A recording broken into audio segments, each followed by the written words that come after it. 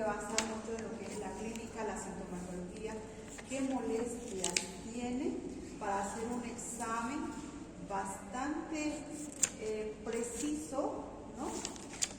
Que no malinterprete el paciente, con bastante técnica y a la vez referimos con terminologías que no dé un malentendido hacia el paciente.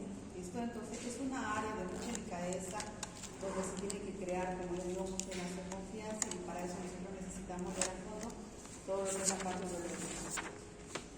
Dentro de lo que era, hemos hablado de las cantidades de orina, ahora vamos a pasar a lo que era, veamos acá, los síntomas obstructivos, lo que es la incontinencia. Hay variedades de incontinencia, las verdaderas, de esfuerzo, de urgencia, las paradójicas.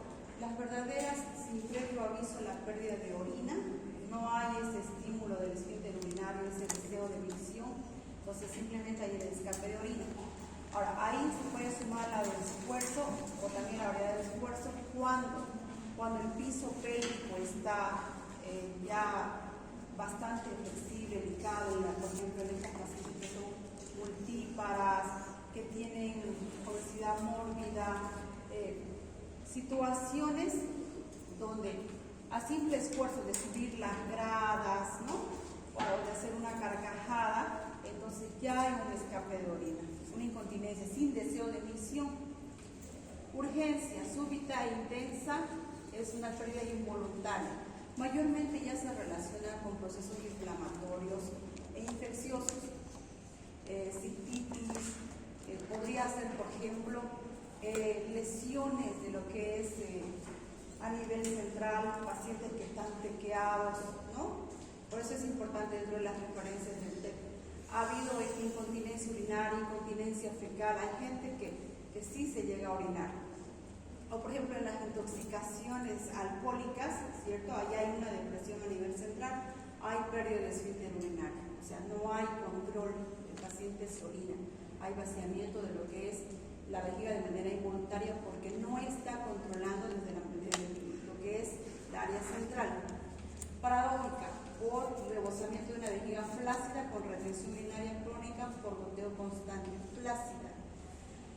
Mayormente estas llegan a ser ya adquiridas, ¿no? No hay un hábito de micción continua. Pueden retener, hay gente que dice, yo solo en la casa, y puede estar todo el día sin ir al baño. Entonces esa vejiga entra a una flacidez total. Pero ¿en qué procesos también podría entrar una flacidez? Cuando ya hay una degeneración de tejido o un proceso fisiológico de envejecimiento, ¿no? El estrés físico. Disfunción eréctil. Entonces, dentro de la disfunción eréctil es una alteración en la erección. Hay cierto tipo de factores que están involucrados dentro de eso. Es importante reconocer qué factor podría estar involucrado, ¿no? Para ver qué orientación se le va a dar al paciente. Si es un factor psicológico, si es un factor neurológico, si es un factor de hábitos tóxicos, de ingesta de medicamentos. Psicológicos, por ejemplo, habla mucho de lo que es el proceso de erección, de la falta de confianza. Neurogénicos, hormonales, pacientes que están con alteración hipogonadal, vasculares, isquemias locales, ¿no? Hábitos tóxicos, marihuana, la estimulación frecuente con lo que es la medicación, tadalafil, sildenafil. Entonces, el exagero de la medicación para lo que es el proceso de la erección podría entonces alterar este proceso. Bien, el paciente va a venir entonces refiriéndole molestias para hablarle de una parte bastante íntima, bastante personal, ¿no? Tenemos que entonces entender, reconocer qué es lo que está sucediendo con ese paciente. Trastornos de eyaculación. Dentro de los trastornos de la eyaculación también hay alteraciones relativo a lo que podría ser una prostorrea, ¿no? El paciente tiene posterior, les dice, hay una eliminación de líquido prostático blanquecino o ligeramente blanquecino después de la micción, ¿no? eyaculación precoz, expulsión del semen antes de la penetración o muy próximo a la penetración. Aneyaculación, la falta de la eyaculación dentro del acto sexual. Eyaculación retrógrada, alteración del esfínter interno, o sea, hay una salida de lo que llegaría a ser el semen hacia lo que es la vesícula por alteración del esfínter urinario, de lo que es el varón. Hematospermia, ¿no? La salida del semen con lo que llegaría a ser restos de matriz. Ahora bien, por ejemplo, este proceso les habla mucho de lo que es procesos infecciosos tipo prostático, la prostatitis, o cuando se ha llegado a hacer una evaluación de una toma de biopsia vía rectal de la próstata, entonces podría suceder una hematospermia. Bien, con lo último de la hematospermia cerramos lo que son las generalidades, tenemos un toquecito de todo lo que vamos a avanzar dentro de lo que es la urología. Ahora vamos a hablar de lo que son las infecciones específicas. Estamos tocando los temas paralelos que están haciendo en urología, ¿listo? Para que ustedes tengan el mismo material ya para su toma de examen final conjunto.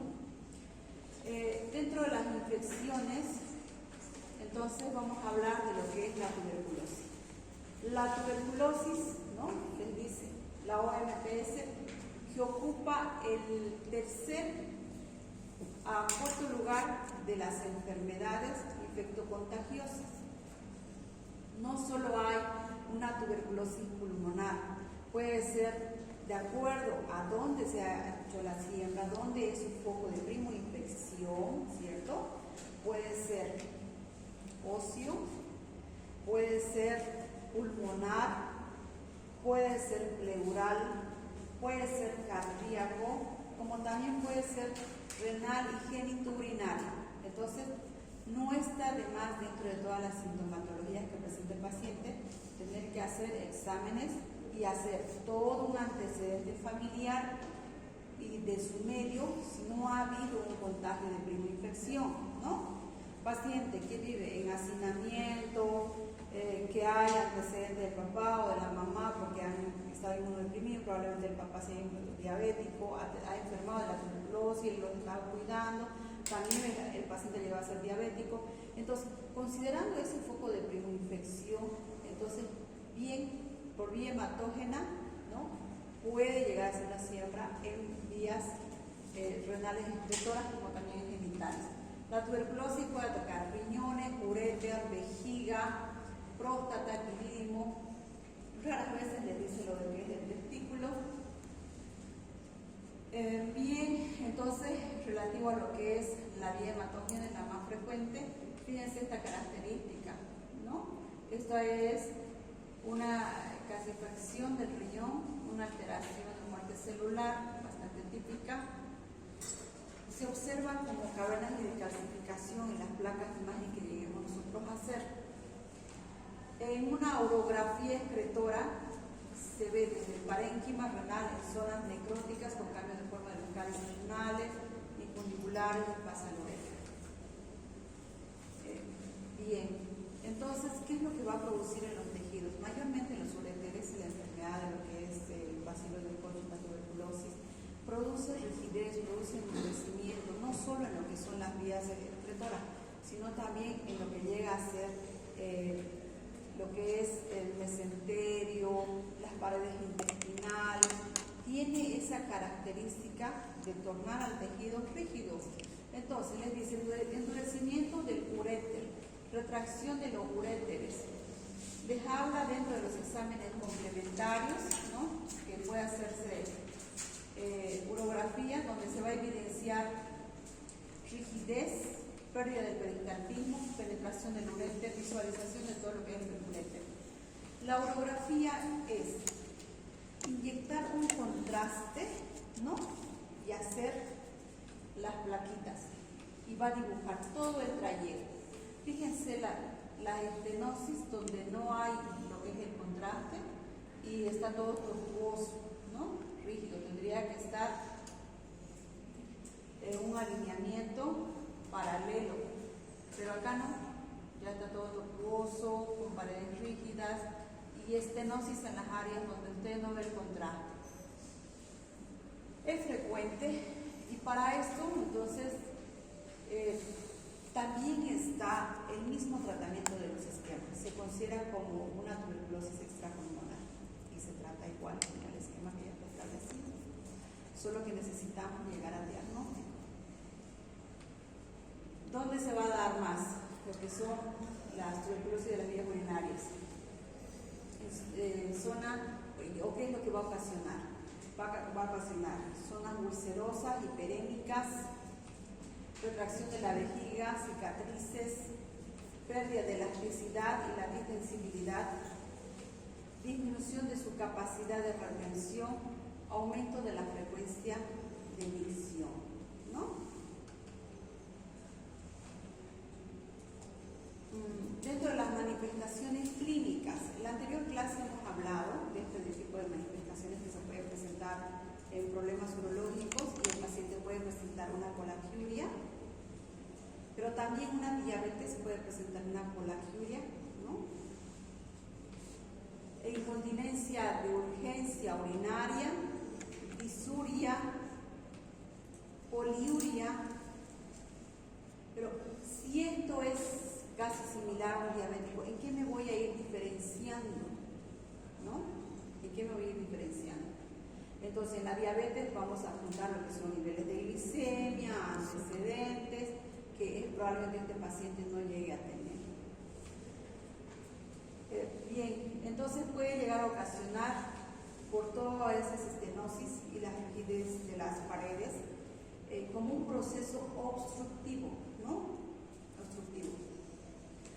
¿Y qué va a pasar cuando los ureteres no orinan en la cantidad suficiente, o sea, no dan ese pasaje de orina? La orina se va a ir quedando en lo que es los riñoncitos. Va a haber una distensión de lo que es la capa renal y ahí va a empezar el dolor y eso le vamos a llamar hidronefrosis.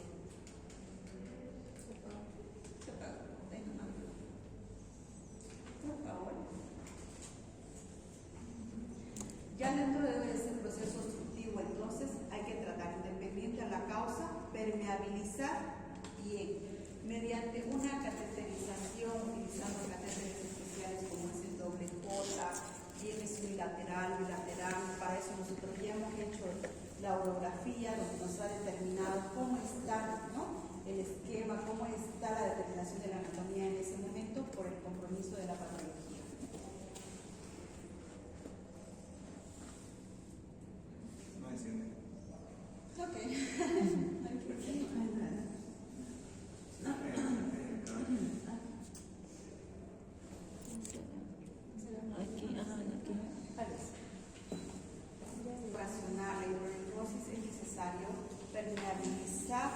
Esas vías excretoras. Las vías excretoras, ¿no?, que no estén con un pasaje adecuado nos va a llevar a un fracaso renal, a una insuficiencia renal. Entonces ahí probablemente haya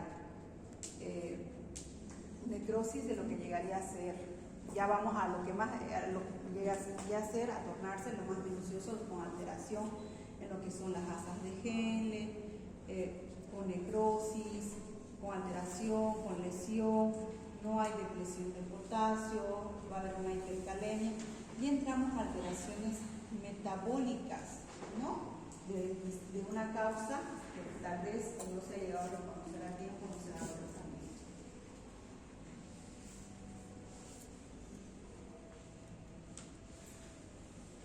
Dice tuberculosis de la vía urinaria, lo que es la próstata. Entonces, dentro de lo que es la próstata puede haber irritabilidad, proceso inflamatorio, puede haber aparición de nódulos.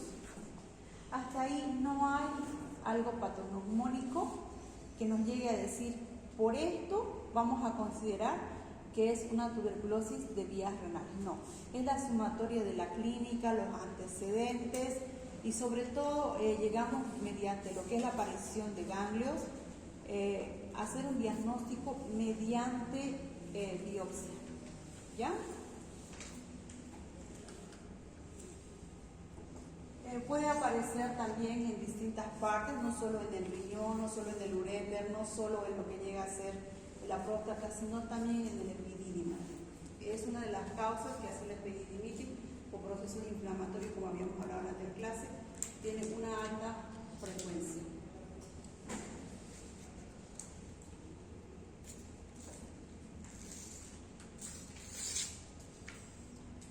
Bien, dentro de la historia clínica para la tuberculosis, entonces, es importante recalcar antecedentes, ¿listo? El hemograma, vamos a tener una leucocitosis, aumento de segmentados, podemos hacer cultivos, tinción de Ciel-Nielsen, la técnica de la coloración de los bacilos ácidos resistentes, examen de orina. Eso ya son complementarios, ¿listo? Para un diagnóstico específico, biopsia. De apoyo de imagen, cistografía, ecografía. ¿Por qué no puede ser con esa clínica y estos exámenes un diagnóstico que nos llegue, que nos llegue a definir el diagnóstico? Porque dentro de eso hay que considerar los diagnósticos diferenciales. Estenosis congénita, ¿no? Podría ser aparición de dolor y aparición de nódulos prostáticos por un tumor neoplásico. Entonces, hasta ahí nosotros necesitamos justificar el diagnóstico.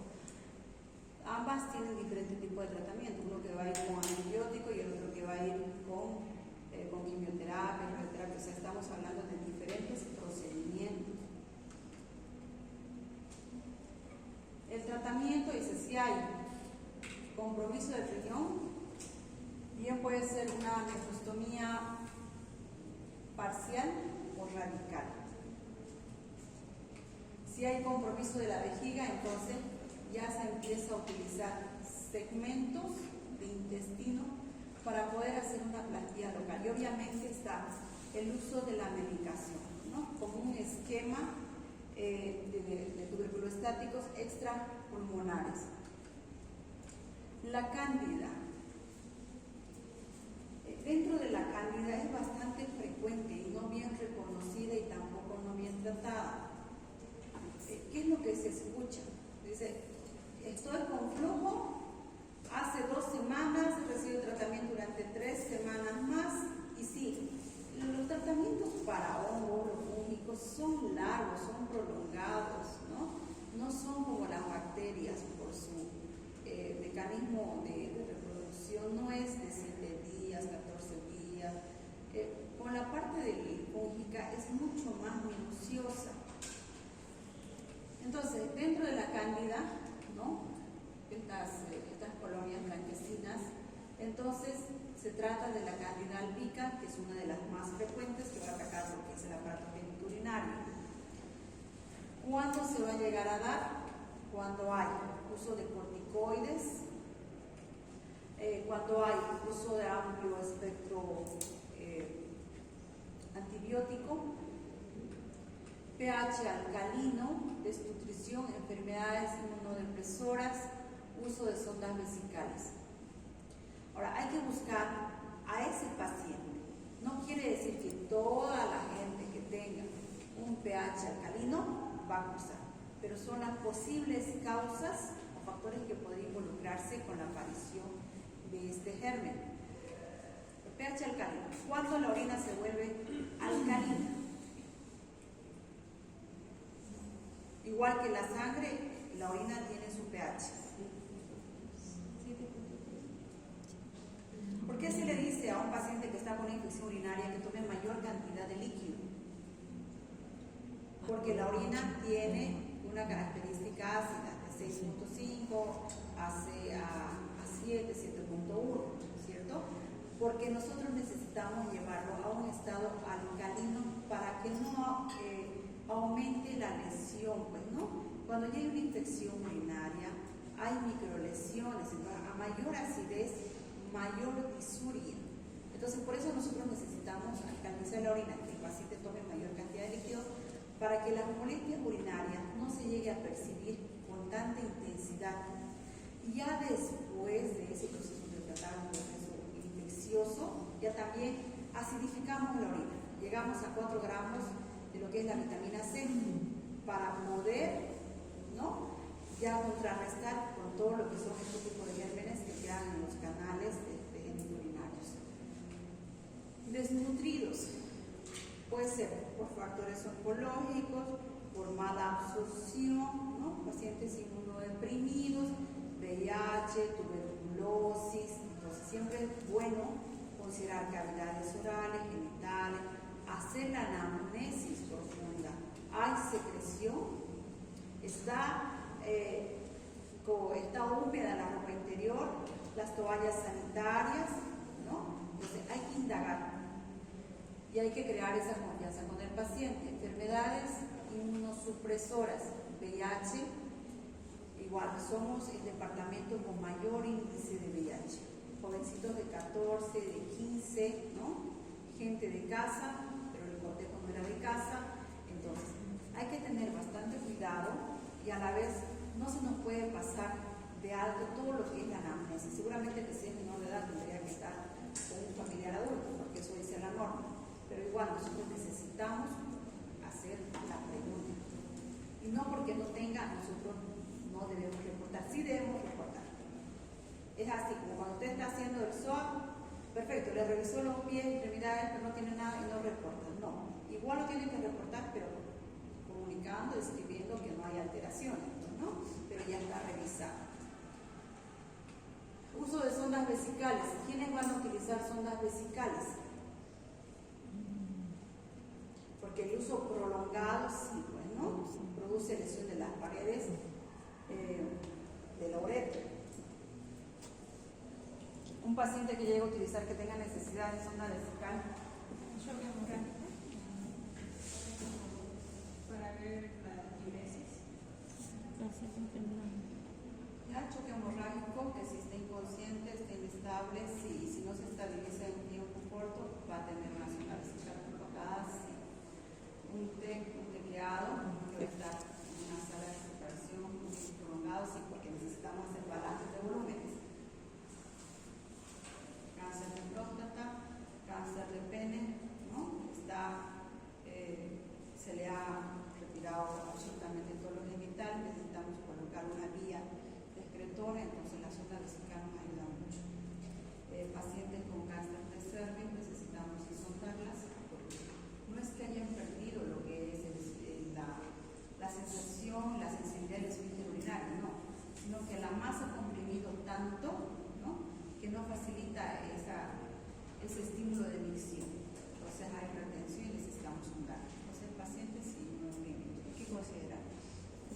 Tratamiento, entonces estamos en relación antifúngicos, pero lo que nos interesa es reconocer, ¿no?, reconocer cuál es la característica.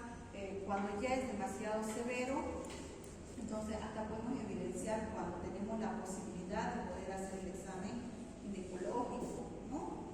Mayormente el hombre, por tener una uretra con mayor tamaño, no hay esa secreción que tendríamos que ver, pero sí puede tener en el trayecto, ¿no?, que no estemos evidenciando y que el paciente no lo esté reconociendo. Eso no quiere decir que el paciente no tenga, y aparte que las molestias urinarias son menos en varón que en mujer, por la lesión fisiológica que la mujer tiene.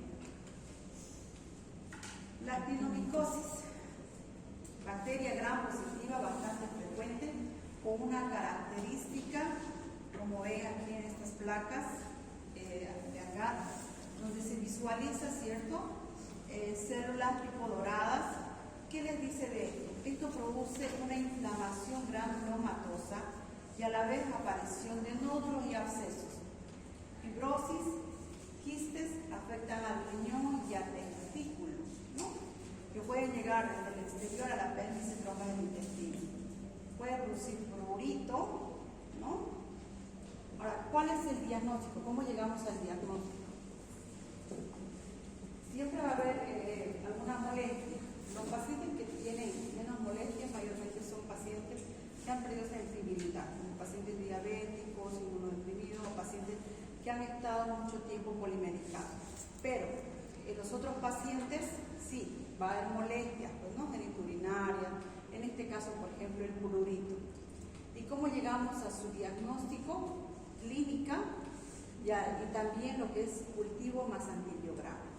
Ahora ya tenemos el GenSpert, que es un amplificador de bacterias, si tiene todavía cierto tipo de falla, pero tenemos un cultivo a las 2 horas. Ahora todavía no está tan accesible porque está en un costo de 200, 300 bolivianos, pero sí podemos tener ya en tiempo corto. Lo que no nos llega a cultivar la máquina, ¿no? Porque son unos sachets chiquititos, usted le mete la muestra y le mete la máquina, son las bacterias micro, ¿no? Puede que salga de lo que es la sensibilidad de ese laboratorio, pero ya podemos tener. Entonces, ¿cómo contrarrestamos? Ahí está. Seguimos desde hace tiempo con lo que es la penicilina sódica, endovenosa cada 4 horas.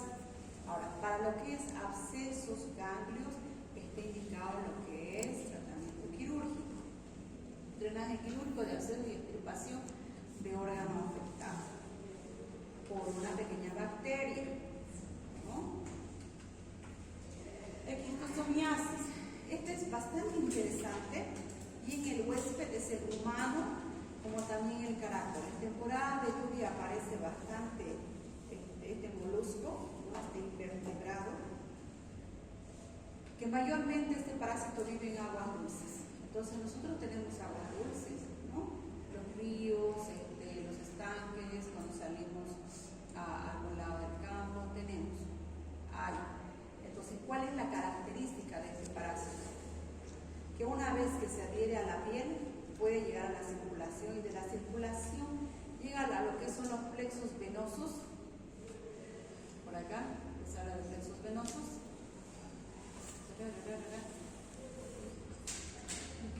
Plexos venosos vesicoprostáticos, ¿no?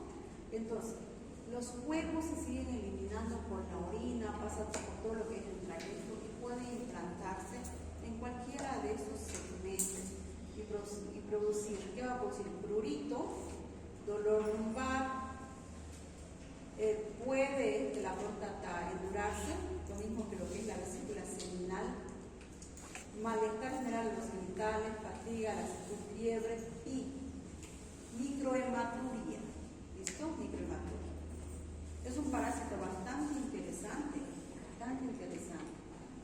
Fíjense su medio de vida. Entonces se adhiere mucho a lo que son los moluscos. Es un parásito bastante frecuente que nosotros todavía lo tenemos. Es una larva, no es la larva niña en este caso, ¿ya? Pertenece a otro tipo de familia, el Schistosoma erythromycin. Diagnóstico, orina, donde vamos a verificar los huevos de este parásito. La clínica, hematuria, piuria, bacteriuria, celas escamosas, hemograma, en el hemograma puede haber anemia, pruebas inmunológicas positivas, serología para el schistosoma. Entonces, ese es el que nos va a ir apuntando a lo que es la clínica. Podemos empezar a veces por lo más frecuente, infección urinaria tipo bacteriana, pero ya tenemos que ir haciendo un seguimiento. Si no hay respuesta a los 3 días, a los 4 días, a los 7 días, ir buscando otras causas y dónde ha salido el paciente, pues, si ha salido al río, a qué se dedica, probablemente sea veterinario, veterinaria. Tratamiento y exámenes. Radiología, la radiología le va a mostrar calcificaciones renales porque se lo produce, uréteres, llega a ser, les dice, como un panal de abeja. Podemos utilizar lo que es uretrografía, donde nos va a mostrar una uretra estenosada, cistografía, alteración del flujo vesicouretral. Dentro de lo que es la instrumentación, el calibre uretral para el tratamiento de las hipertensiones uretrales, cistoscopía, evaluación de las lesiones vesicales. ¿Qué antiparasitario le da la sensibilidad? El praziquantel. ¿Ya? El praziquantel a una dosis de 20 miligramos kilogramos día.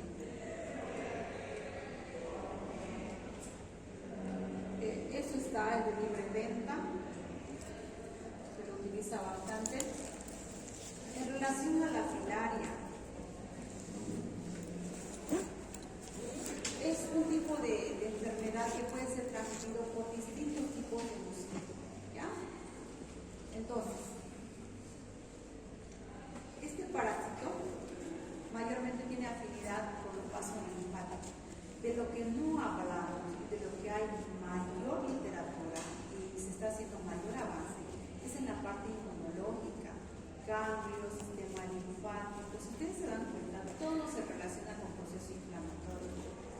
mayoría de las cosas es por proceso inflamatorio. Entonces, al afectar los ganglios, va a empezar entonces a producirse agrandamiento de los ganglios en las zonas afectadas, relativo en este caso a lo que son las áreas genitales, produciendo entonces un linfedema. Nosotros tenemos ganglios, cadenas ganglionares en el cuello, paralelo a lo que es la columna, regiones inguinales, axilar, que cuando tenemos algún proceso infeccioso o característica inflamatoria, esos ganglios van a aumentar de volumen. Así como cuando tenemos una amigdalitis, ustedes van a tocar las partes laterales del cuello y van a sentir unas bolitas, ¿cierto? Y el dolor, claro, que la clínica es otra, ¿no? Dolor de garganta, la linfalgia, todas las bolitas están. Desaparecen una vez que el proceso inflamatorio cede. Lo mismo cuando hay procesos infecciosos urinarios, infección urinaria simple. Puede aparecer cambios en las regiones inguinales. Por ejemplo, las infecciones de mama, las mastitis, aparecen con ganglios axilares. Entonces, cuando este parásito involucra con este sistema linfático, va a haber agrandamiento de la grana ganglionar. Y al hacer la compresión en las regiones inguinales, va a producir linfedema. Fíjense, por ejemplo, estos ganglios, ¿no? Afecta bastante al escroto, testículo, cordón, estomático, donde obstruye los vasos linfáticos.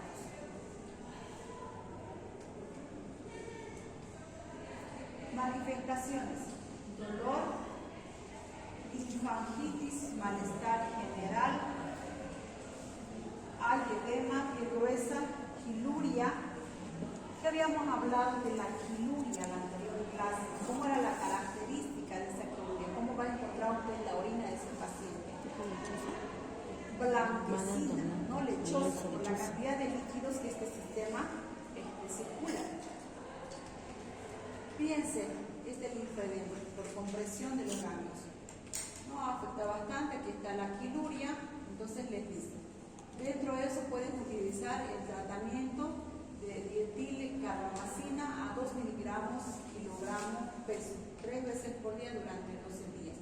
Entonces pueden contrarrestar que se relaciona con esto, ¿no? Pero ahí está, aquí no podemos perdernos. Linfedemas, claro que hay otras causas, ¿no? Pero si no hay causas oncológicas, porque en causas oncológicas diferenciales, puede haber, por ejemplo, ganglios, si para un cáncer de próstata, ganglios laterales que estén comprimiendo y la pierna, ¿no? La tenemos con aumento de volumen. Pero si no hay ese antecedente, ¿no?, diferencial, y ya ha estado en una zona endémica donde también ha habido otro tipo de pacientes que han presentado esta característica, entonces nos estamos apuntando a este diagnóstico, nos estamos apuntando a lo que es la filariasis con esa característica. Por eso es importante en urología calidad de orina, cantidad de orina, frecuencia de orina y la sintomatología urinaria. Ahí entonces vamos a ir determinando qué patología puede llegar a ser. Hemos hablado de este parásito bastante y ha sido también pregunta de examen, el Echinococcus granulosus, ¿no? Cuando teníamos al vector, ¿quiénes eran los vectores? Bueno, es un parásito que se encuentra en la zona ganadera, ¿cierto? Relativo a lo que son los perros, entonces que es un vector transmisor. De igual manera puede afectar los riñones, ¿no?, dando la característica de quistes renales. Fíjense acá en las imágenes, ¿no?, la característica del quiste que está. Es un parásito que puede circular por toda la sangre, puede hacerse en los pulmones en una primera instancia, pero también puede alojarse en el hígado, puede alojarse en riñones. Cuando hay un cuerpo ocupante en cualquiera de los órganos, produce su alteración. En este caso puede llevar a una falla renal porque está comprimiendo lo que es el tejido córtico-medular, pues, ¿no? No está dejando que haya una buena filtración. Esos glomérulos están comprimidos. Entonces, ¿qué les dice? En el hombre el más afectado es el niño, en un 3%. Si un quiste en el hígado se rompe, este cae hacia el fondo del saco de Douglas, que se ubica en el espacio renovesical, conformando un quiste. Dato clínico: puede ser asintomático sobre comunicación con la vía urinaria. Es frecuente cólicos renales, cistitis. Ya considerando la sospecha, entonces, ¿qué tipo de imagen llegaríamos a pedir si el quiste tiene un contenido líquido? Excelente, ecografía. Aquí estamos con una tomografía, pero tendríamos que haber iniciado con una ecografía porque nos traduce, ¿no?, el transmisor del líquido.